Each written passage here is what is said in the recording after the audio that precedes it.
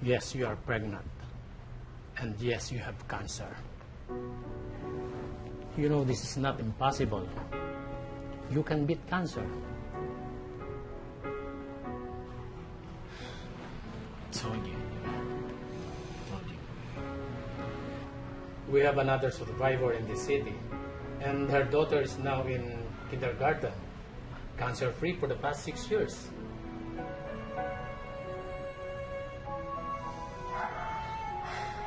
Doc, did it have any effect on the child? No, she was perfectly normal. But we have to act fast. You are pregnant, and pregnant women have a high level of estrogen, and cancer is estrogen reactant.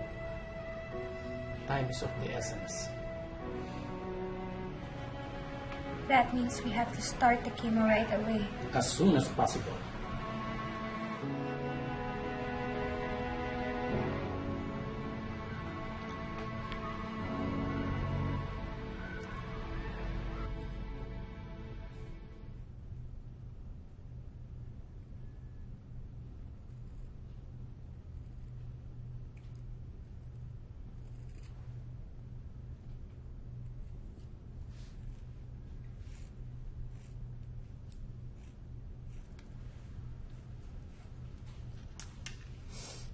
Oh, James, pantayin mo yung pag-shave, ah.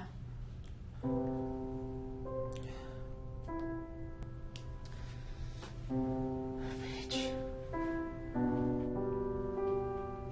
Ano ka ba? Tama na. Huwag ka na umiyak. Tapusin mo na to. Mitch. Hindi ko kaya. Hindi ko kaya. Hindi ko kaya mawala ka. Hindi ko kaya mag-isa. Tama na.